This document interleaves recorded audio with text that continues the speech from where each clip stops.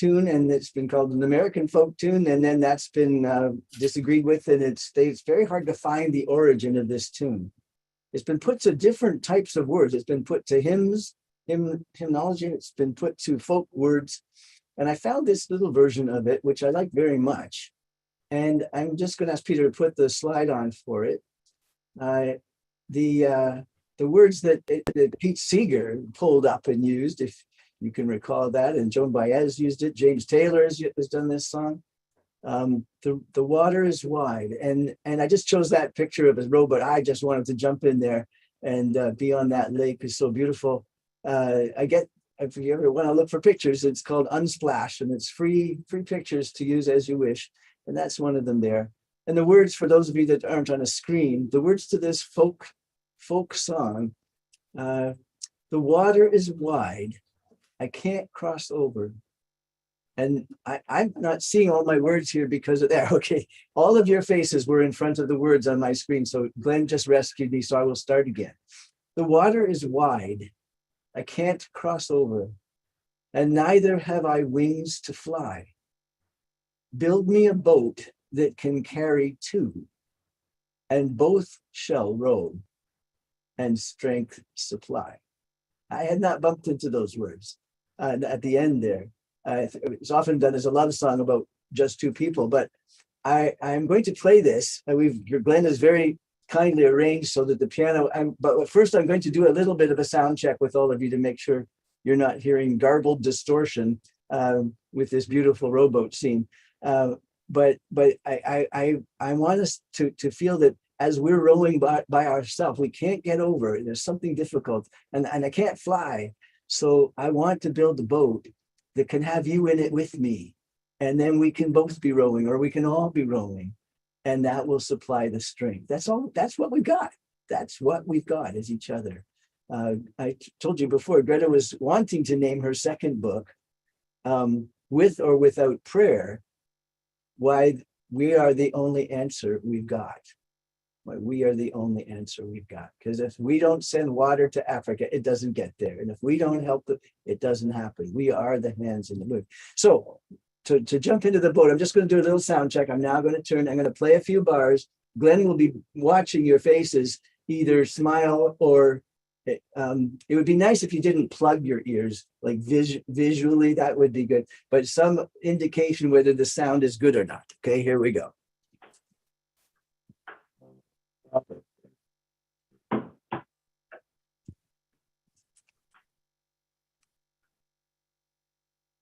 They're not giving us feedback, are they? There's nothing that there's no for thumbs up.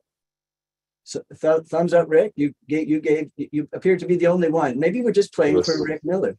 There was no sound on my No side. sound. No piano sound anyway. No piano sound. Okay, let's try again.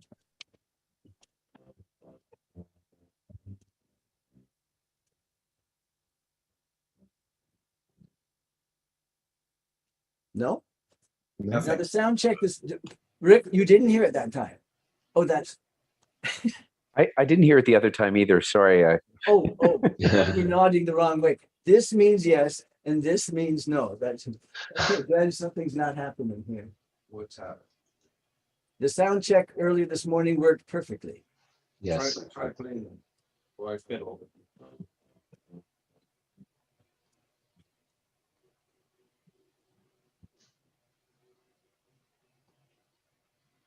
Nothing. Is anyone hearing any piano at all? None. Okay, No. I know where.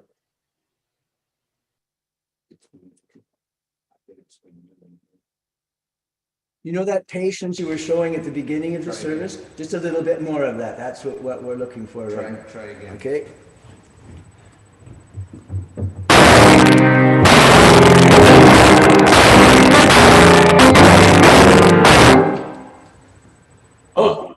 Very bad distortion. Well, at least you heard it. I mean. Yeah, but I'm not sure I wanted to. Okay, one more crack. One more crack here. Oh no, let me do something here.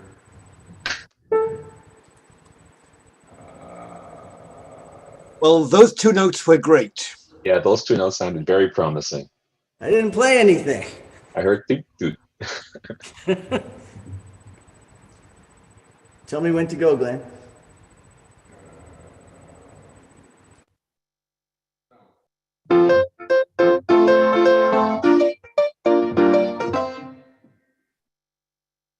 Beauty. Really? Truly? Not bad. Better, Not better. bad. Well, I got fantastic and not bad. Okay, somewhere in the middle is good. I will we will carry on. The river is the water is wide. I can't cross over.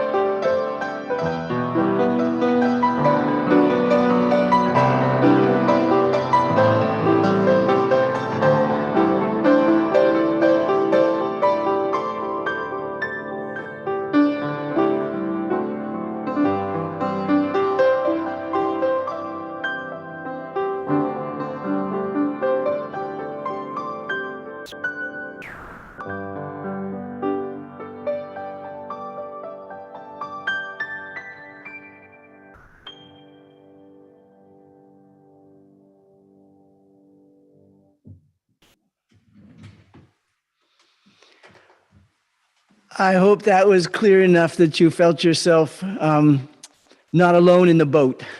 Not alone in the boat. I very much, I'm looking forward to sharing with you personally, but also professionally, the things that I've learned, which have blown me apart in the past 30, 35 years of learning. And I start with actually taking my sweater off because it's very hot. Excuse me.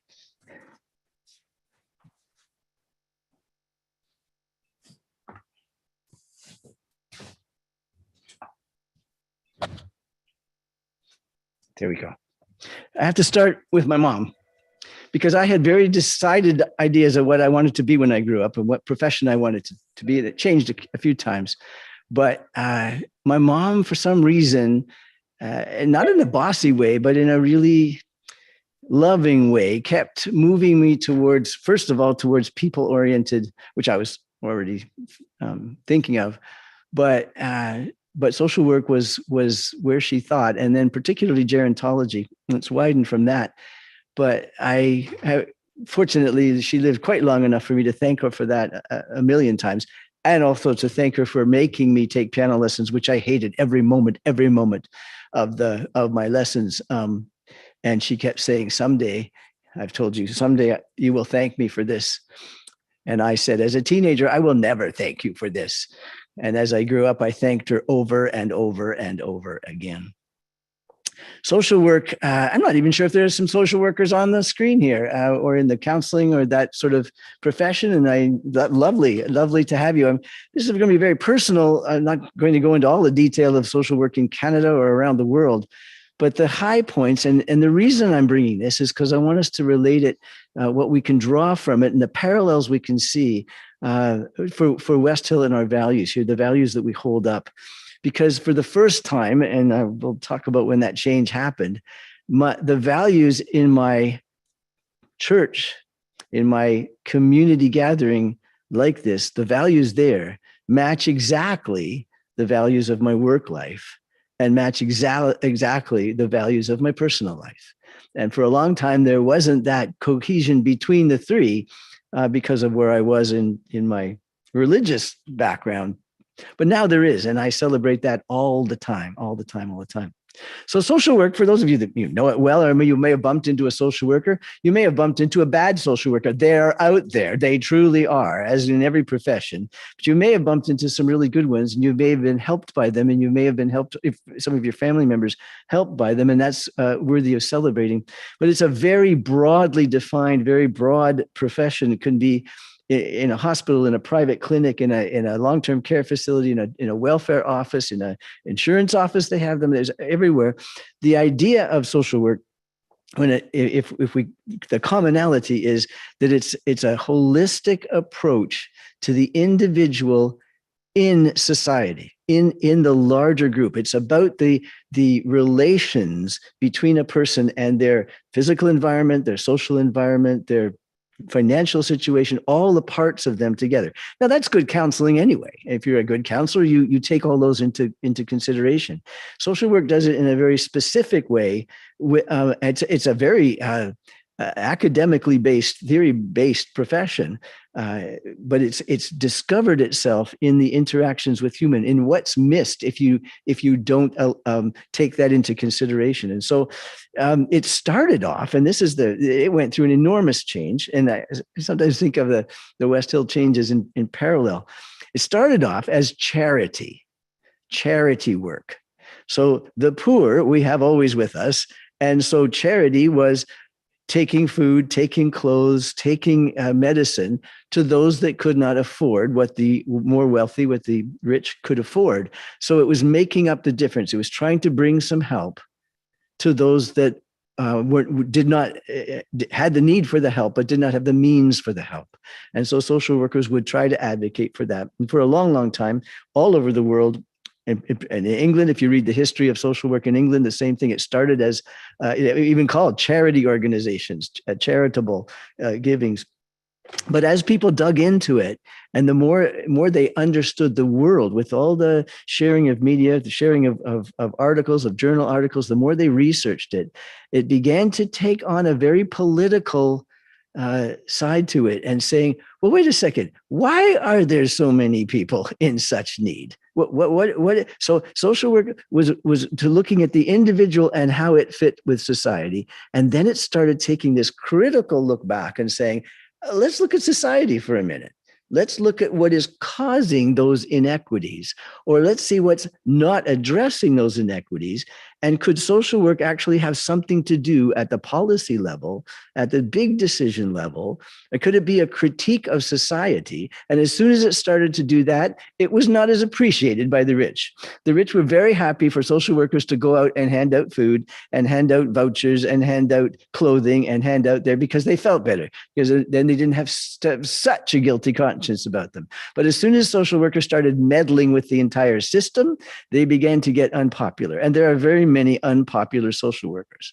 The name that comes to mind, and there's so many names, but there was a woman named Mary Richmond, British, and she started the Charity Organizations Society, and she's the one that started to say a person is not an isolated thing. It is a number of connections, and that's why I chose that quote that Melville used. All those fibers, all those connections. You can't just look at the person. You have to look at their entire social environment. And she started that idea of social instead of just a worker for the poor relief. A social worker was looking at the whole.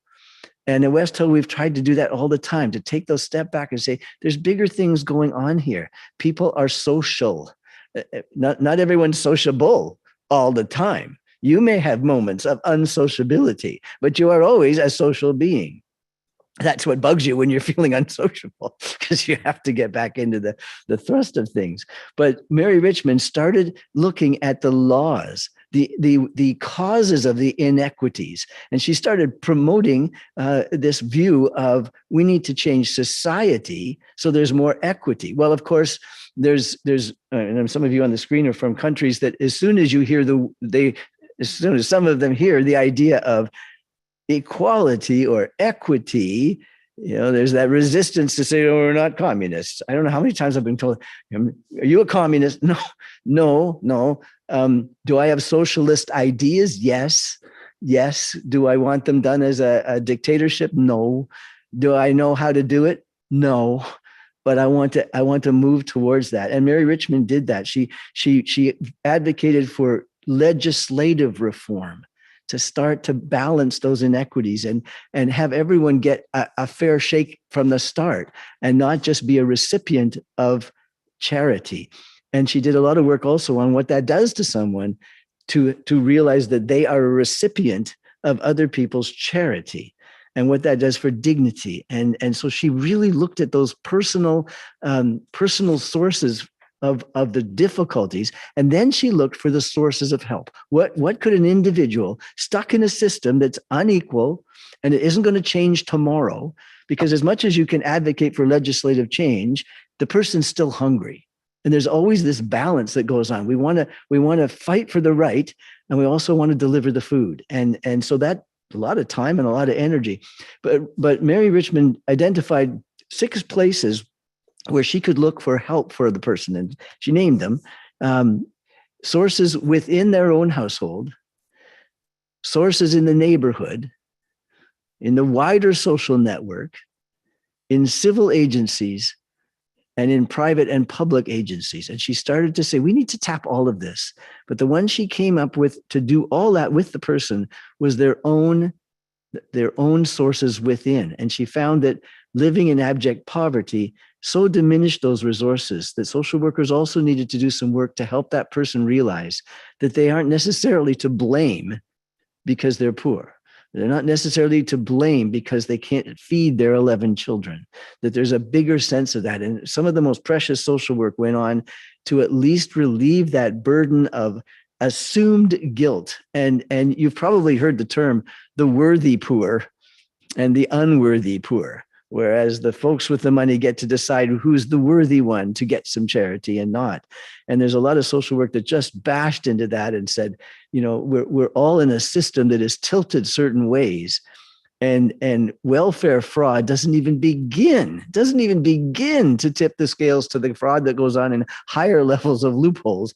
And so it's that inequity. So you're always slightly or more so uncomfortable as a social worker.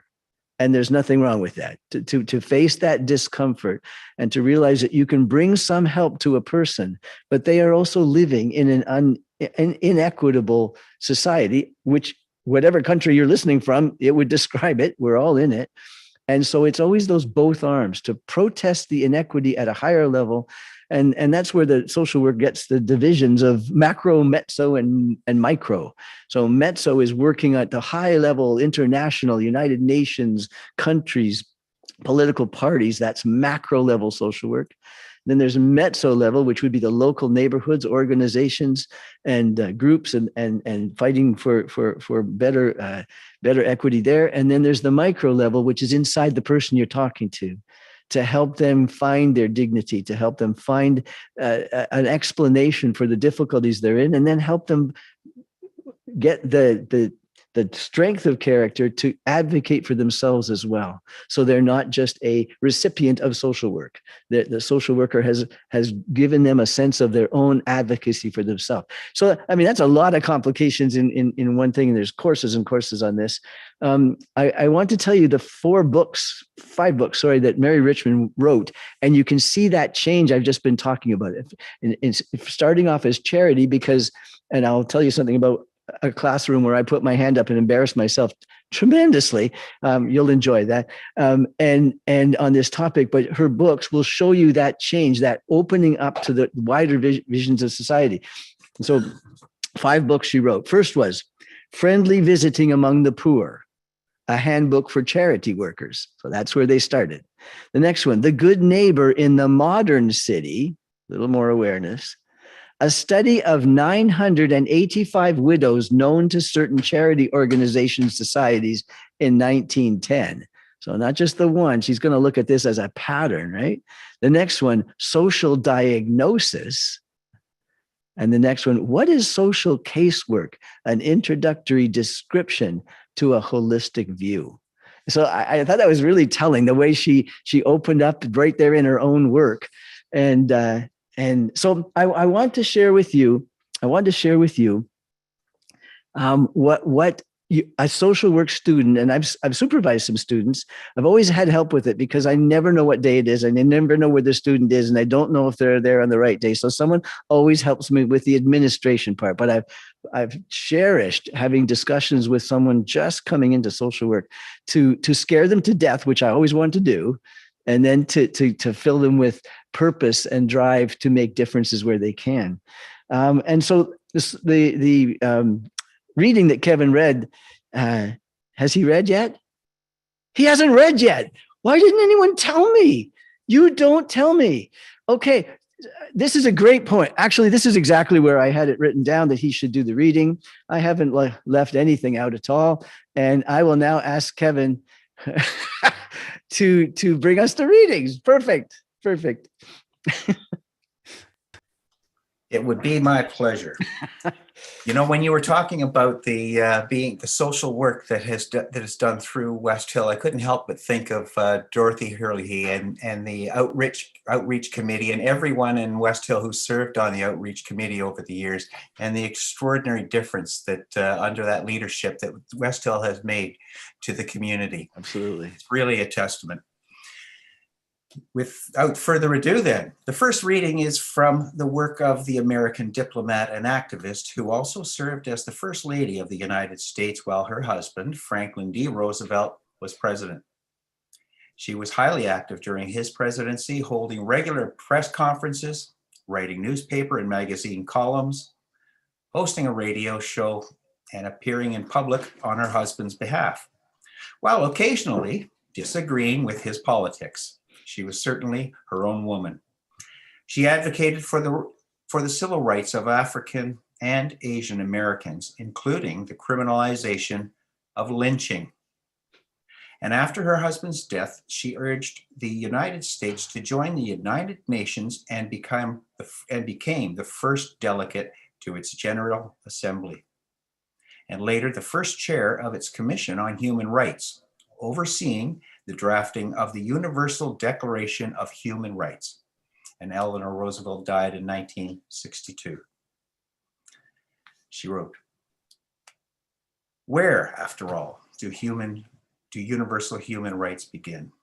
In small places, close to home, so close and so small that they can't be seen on any maps of the world. Yet they are the world of the individual person. The neighborhood they live in, the school or college they attend, the factory, farm, or office where they work. Such are the places where every man, woman, and child seeks equal justice, equal opportunity, equal dignity without discrimination. Unless these rights have meaning there, they have no meaning anywhere. Without concerted citizen action to uphold them closer to home, we shall look in vain for progress in the larger world." this second reading, I'm really pleased to share with you, are virtually Scott's highlighted notes from his textbook from 30 years ago when he was just a wee lad doing one of his 2 degrees in social work at York University. The readings are from the textbook entitled Social Work Processes by Beulah Roberts Compton and Bert Galloway, 1989, Calloway. On the section called The Context for Deciding What to Do. And the chapter is entitled Values and Social Work Practice. And this is what Scott highlighted of those textbooks some years ago. Social workers and other professions intervening in the lives of people are well advised to constantly be sensitive to the messages that they are extending to others about their worth. Do you, in your actions and inactions, communicate to other people that they are unique individuals to be highly valued? When attempting to operationalize the presence of individual uniqueness and dignity, you may find it useful to repeatedly inquire, what does this action or inaction on my part communicate to this person about my perception of his or her value, worth, and dignity? As a professional social worker, you will bring more than knowledge to your partnership with clients. You will bring a set of values and ethics that guide and direct your practice. Whereas knowledge refers to things that are known or knowable, value reflects to what is preferred concepts of people, preferred outcomes for people, and preferred instrumentalities for dealing with people. Values can be thought of as beliefs that a profession holds about people and about appropriate ways of dealing with people. Here, we're actually operating on faith in the sense that we accept our values without requiring proof. Our values can be understood as unproved and probably unprovable. They're understood, unproved beliefs that social work holds as a profession and that social work practitioners reflect in their day-to-day work. These beliefs provide guidance and direction to professionals practice on all levels. Of course, these beliefs are not uniquely the possession of the social work profession. They are shared by all helping professions and with others in the wider culture. The 2 values that underlie all applications of compassion, integrity, and respect are: 1, the belief in the uniqueness and inherent dignity of the individual, and 2, the belief in the autonomy of the individual and their right to self-determination. By showing respect for individuals' dignity and right to make decisions for themselves, we demonstrate our belief that people, all people, are sufficient ends in themselves and are not to be treated as objects or as means to other people's objects, or a means to other people's ends. These guides are essential to action. They are principles to be put into practice in concrete social work situations, whether in clinical, community, or global contexts. They are values for which we are accountable, offered as wisdom for the journey. May we walk May we in walk in light. its light. Walk in its light. Thank you, Kevin. I almost was listening to that fresh and new all over again. And strong words for a profession. They aren't just the values of the profession, they're what the profession is about and what they do. And as Kevin just read, those 2 values were held high. Yeah, I hope you could hear the work of West Hill in that. It is very much the same, which is so beautiful to me, that there isn't now, in my life now, a division between what say church adds to those values in their particular application. And I'll talk about that in a moment. But so this idea of relationship, of the power differences in a relationship, to be mindful of that. What Kevin just highlighted there was the first value of the dignity of the individual and how to show that, how to show respect, how to have unconditional regard for your client. Unconditional positive regard for your client, whatever you feel about that client. And then those of you that have been in counseling work at all, I've had in front of me an abusive mother who sexually abused both her children, and she's a resident in the home I'm working in. And when she comes into my office, I have to be her social worker. I have to have unconditional regard for her to help her, regardless of how I feel. That is a really strong in life as well. You meet someone and there's an unconditional regard we are to have for human beings, which isn't the same as approval, and it's certainly not the same as liking. It's a character commitment on one's own to approach people with recognition of their dignity, even if they aren't either living with that dignity or if they are hurting others with the dignity, to be able to approach that as a beginning and to do decent and good work with that person for their good, not even for their good. Real hard calling with them. So social work, they would hold up these ways of showing dignity and ways of respecting people's self-determination, even if they pick something that you don't think is the best for them. If they've worked it through and they pick it, you help them with that. But the concern for others in their own difficulties, in their family difficulties, in their neighborhood difficulties, in their province, in their country, in their global difficulties, is a wide exercise in empathy. And so I wish to share with you just a couple of things that happened to me in it. I hope you can relate to this. I hope you can say, well, yes, that's when I learned a about turn in my life and am better for it. So just a couple of things. I was sent to a conference on, back then it was called doctor assisted suicide. And I already knew I was utterly and completely against it.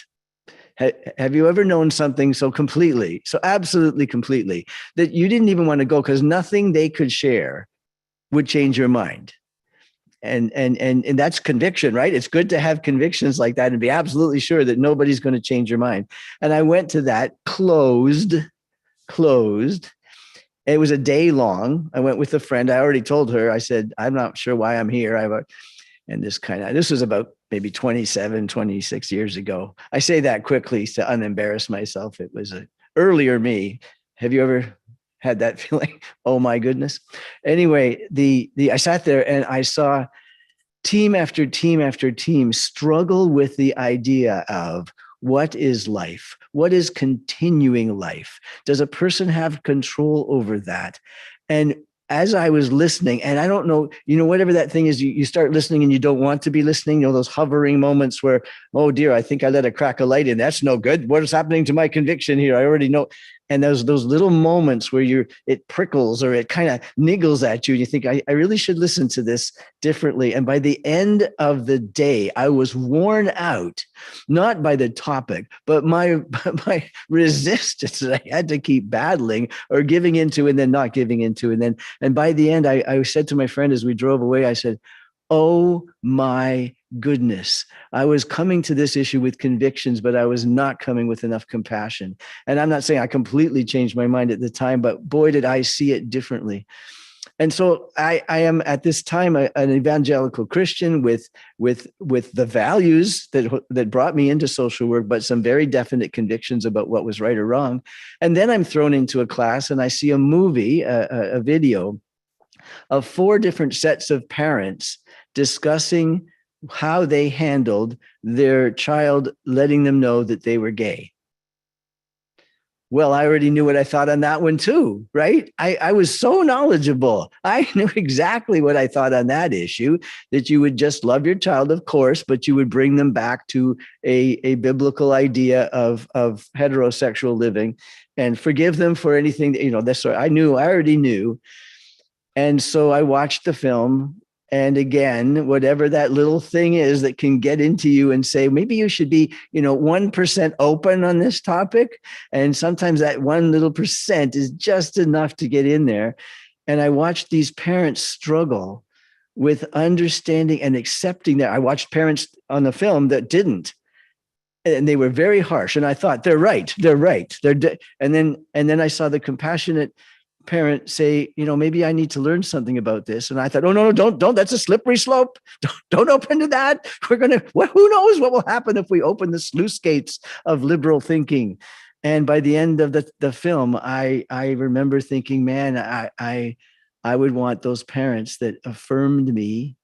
I would want those parents that if I was lonely and I was being mocked at school, that my home would be a place of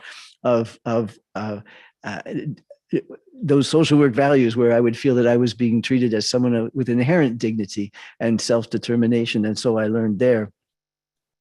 I had field supervisors who knocked some sense into me in many ways.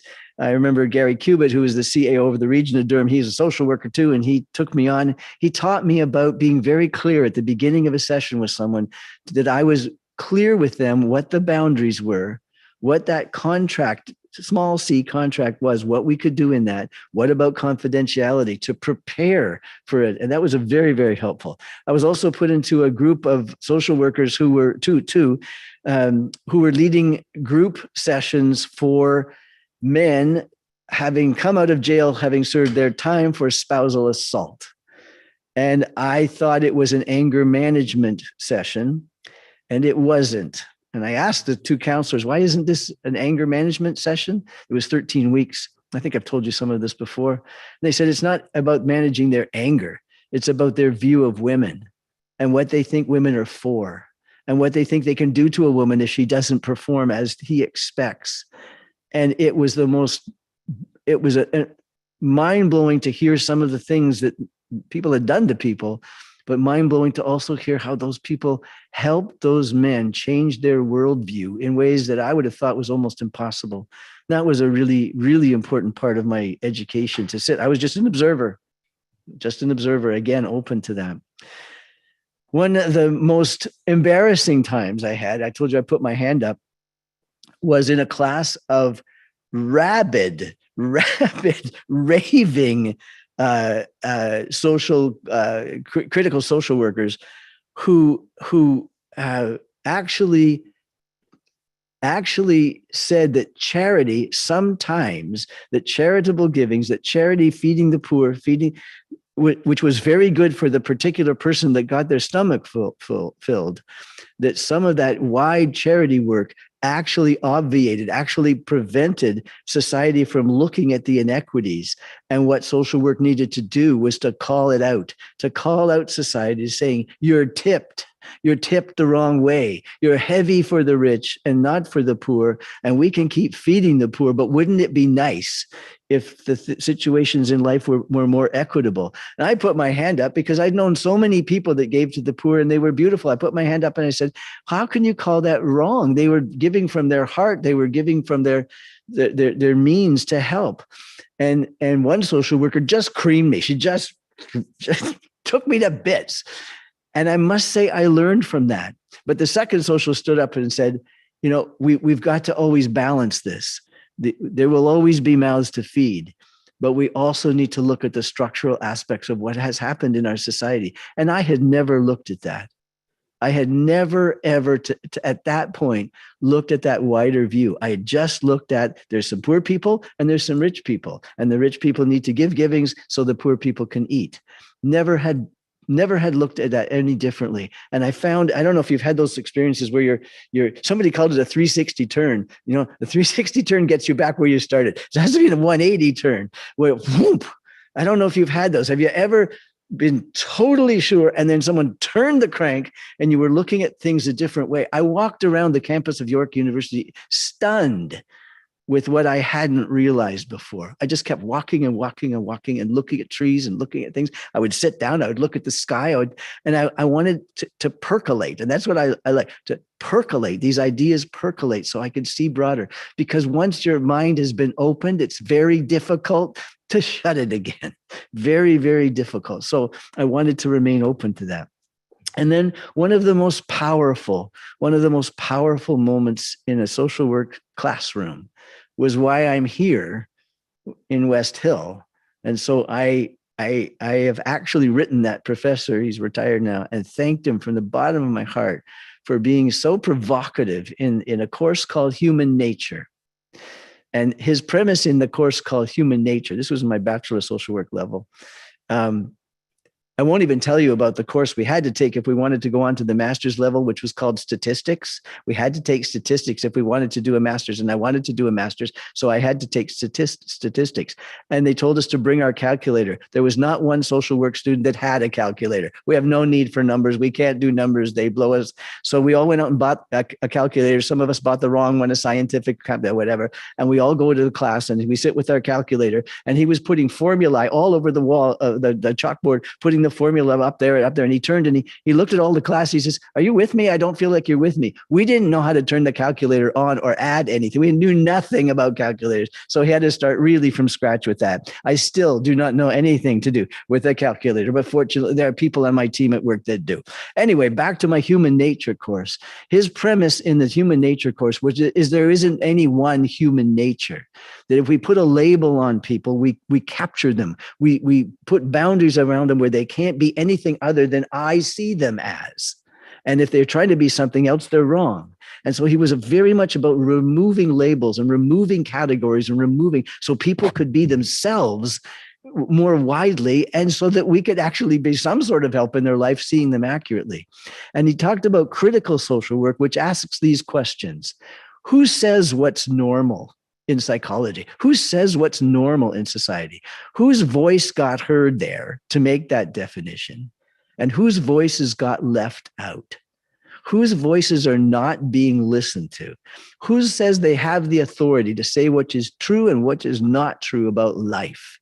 And I was with him. I thought, I'm learning so much about that. That is a brilliant change in social work, to ask who are the voices being left out and who gets to say what's true and who gets to say what's authoritative. And then he said, you can do this with religion too. And I said, of course you can, because I'm not religious. I'm a Christian. I'm an evangelical Christian. Religion is for the hierarchy and all the ceremonies and all that. And then he said he could do it for faith and for anything at all.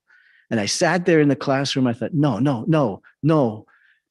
Have you ever been faced with the truth that your immediate response was, no, I don't want that to be true. Don't touch that. Don't touch that. I can't let go of that. I can't let go of that. And I walked around the campus of York University. No. So I ran to the library and I got books out, and I got the wrong book out. Greta always says I got the wrong book. This book was meeting Jesus again for the first time. I thought, okay, this is going to be some historical authority. It was written by Marcus Borg, who to me now is the most conservative of all the progressive writers at all. But back then he was mind-blowing. And I got my mind blown to smithereens. And I started asking, who gets to say what is authoritative for human life? Who gets to say what's right and wrong morally when there's no proof at all, excepting the words on the page? Whose voices are being left out? Whose voices are being heard? And honestly, my whole structure that I'd been brought up with started to crumble. And all the places I thought this is authoritatively true about gay issues, about marriage issues, about sexual issues, about financial issues, it all crumbled. But the values didn't, because the values were exactly the same. And I had thought the values depended on that structure. I thought the values depended on a book that said this is true and this is not true, and this is what you must believe and this is what you must not believe. I thought they depended on that. So I didn't want to let go of the structure because I thought it held the values. And you'll hear this a lot of people, well, if I didn't believe in God, and we're not saying you shouldn't believe in God, just if you don't believe in God, how do you know what's moral or not? And what I learned in that classroom is the human race has figured out what they want to see as morality a long time ago, and in different cultures and in different religions. And so when the structure part crumbles, in social work, in society, in religion. It does give you a chance to see the values more purely, more sweetly, more absolutely clearly important and worthy on their own, because they announce, they write a symphony about human worth and dignity, and they offer it as choice, not as an authoritative declaration. They offer it as choice. If we choose to see the human race, to see human individuals as people of dignity and worth, if we begin to see them as having the right to choose for themselves, and if we give each other those rights and that room to move and the room to be the individual they are, life can get a whole lot better. And we can attack these big systems and try and make them more equitable. And we can look at a person and say, it's not your fault that you're poor. You're living in a difficult world. Now, it also says you just wasted $5,000 on something. You know, you're responsible for how you use your money, but you're not responsible for the whole of society. And that crumbling for me was absolutely life-changing. And whenever you've had an absolutely life-changing experience, you lose. You lose people, you lose ideas. I lost about 2,000 hymns right away. But the loss. And so I would just want to end with a phrase that Jack Spong used in some of his books, and I gobbled them up early in my transition and thanked him a million times and also kidded him about being rather conservative. And he just kids back, says, yes, I am, but I've told Greta to go further, which was very beautiful and gracious of him. But the idea that he had written over his a seminary in Virginia, and they didn't have room in the stone to put the complete quote. But here it is. And I've got it on my bulletin board at work, and I try and put it in front of me all the time. And I fail and I flop. I fail Greta. I fail friends. I fail you. I fail the world. And so do you. And we all do. And that's why we come together to comfort each other and challenge each other to get back in the saddle and do some more good. And it's the words of commitments. And this is the statement that's over that seminary front door. Seek the truth. Come whence it may, cost what it will, lead where it might. I'm going to say it again. Seek the truth. And that's a small t on the word truth. Seek for truth would even be better. Seek for truth. And I did that unwillingly, but eventually very gratefully. Seek the truth. Come whence it may. I would never have thought it would come from where it came from. A secular university? No. A liberal church like West Hill? No. No, there's no truth coming from there, until I realized it was there and I embraced it. So seek the truth, come whence it may. Maybe from a very odd book you picked up. Maybe for a person you didn't think you had anything to learn from, and then you did. Seek the truth, come whence it may, cost what it will. Can we let go of what's impeding us, even if it was comfortable, and move into a territory which is brilliant and necessary, but strange? And fortunately, I found a group of you who took the strange off it, because you didn't look as strange as I thought a liberal church would look. I mean, the robe at the start was a bit frightening. When Greta walked in with her robe, first time I ever saw her, I was going to get up and walk right back out again, because I was not going to leave evangelical Christianity and move into liberal robes. It gave me the hives. Strange, but come whence it may, cost what it will. Scott, can you just sit through this and maybe be a little more open? Yes. Okay. All right. I will. And then lead where it might. Those of you that have been on the West Hill journey for a long time now, wow, lead where it might. Whoa. And those of you that are coming on new, you missed some of the hard stuff there. You may have read about it, but you missed some of that. And those of you that are on the screen that have been with us through that time, that was a bumpy road. And sometimes it still is. But oh my goodness, lead where it might has led to the values being held up high, like I said, skywritten, for us to live by, for us to recognize when we've failed them, for us to recognize we have lots to learn. But if we look sideways on the screen or when we're together at each other, that's pretty common, and it's pretty comfortable to be with people that are on that journey. So I celebrate that. I celebrate the profession I happen to be in. I celebrate everything I've learned from it. I could fill way more with more of the embarrassing things and great things that I've learned. But I honor that now my profession and my church and my personal life all talk the same. I don't have to come up with a new language when I move from one to the other. I don't have to add anything about how we apply compassion and justice, but not to this kind of lifestyle or not to that. The knots have been removed. With a K too, the knots with the K. I just thought of that now. But that's been removed to be clean and clear and pure as we can together and support each other in that. So I leave you with those thoughts. I leave you with those challenges. Maybe some of it resonated with you, depending on where you started and where you ended up. I can think of some people on the screen that certainly have had the same journey from one version of church to another. And I know you can relate to that, but whoever you are, to together seek the truth, come whence it may, cost what it will, and lead where it might. So thank you for Kevin reading the way you do with heart and soul. And sorry for almost leaving you out, but I hoped you would have screamed and waved and whatever, because I really wanted those readings to be part of it.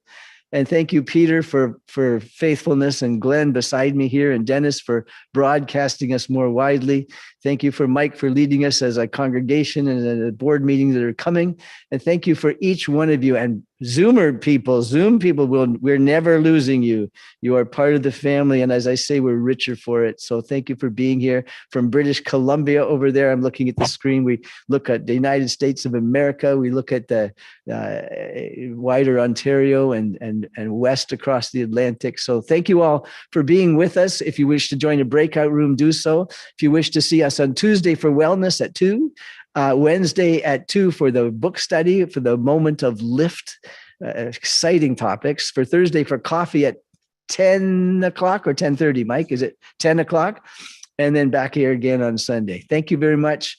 Have a good week and come back. Thank you, Scott. Thank you, Scott. You're welcome. Brilliant. More than welcome. Thank you, Scott. Thank you, Scott. Awesome.